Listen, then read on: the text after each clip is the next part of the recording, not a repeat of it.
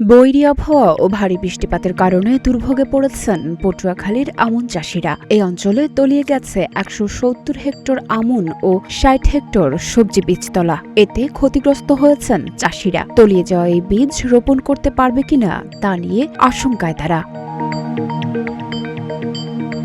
ভুক্তভোগী কৃষকরা বলছেন, পানি কমে গেলেও তলিয়ে যাওয়া বীজতলার চারা ব্যবহার করার কোনো উপায় নেই, কারণ সেগুলো পচে নষ্ট হয়ে গেছে। পুনরায় বীজতলা তৈরি করে বপন করতে হবে, নয়তো আমন চাষের আর কোনো সম্ভাবনা নেই। এগুলা ভবিষ্যতে লাগাতে পারবে কিনা তা কিন্তু জানি না।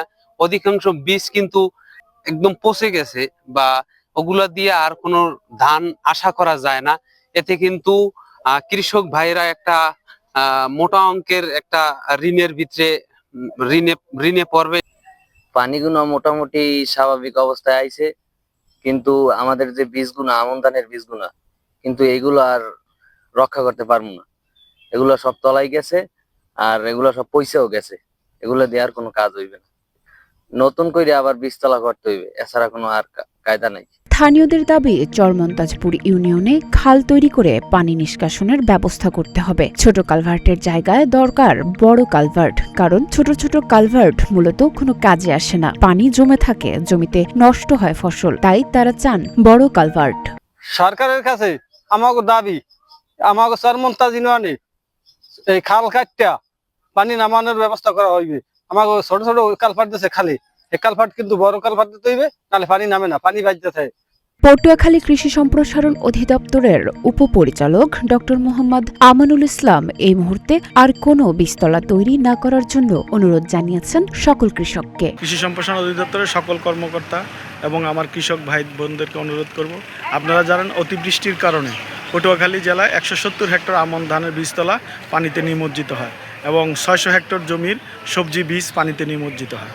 আমি সকল কৃষক ভাইদেরকে অনুরোধ করব, বর্তমানে বৈরী আবহাওয়ার কারণে আপনারা এখন আর কোনো বীজতলা করবেন না এবং কোনো বীজ ভিজাবেন না। আমরা বৃষ্টি থামার পরে সুস্থ আবহাওয়া তৈরি হলে তারপরে আমরা বীজতলা করব এবং বীজ ভিজাবো এবং বীজের তলা তৈরি করার জন্য সবাই সচেষ্ট হব। বর্তমানে সকল কৃষক ভাইদেরকে অনুরোধ করব, আপনারা আর কোনো বীজ নষ্ট করবেন না। আমাদের পরিবেশ আবহাওয়া সুন্দর হলে তারপরে আমরা আবারও বীজতলা করব। আমন সিজনের জন্য যথেষ্ট সময় রয়েছে। কৃষি প্রধান এই দেশে কৃষক বাঁচলেই বাঁচবে দেশ। প্রচলিত এই বিশ্বাস থেকেই এখন ক্ষতিগ্রস্ত কৃষকদের পাশে দাঁড়ানোর দাবি স্থানীয়দের। বৈরী আবহাওয়া কেটে গেলে দ্রুত পুনর্বাসন, কার্যকর পানি নিষ্কাশন ব্যবস্থা এবং প্রয়োজনীয় কৃষি সহায়তা নিশ্চিত করার প্রত্যাশা তাদের।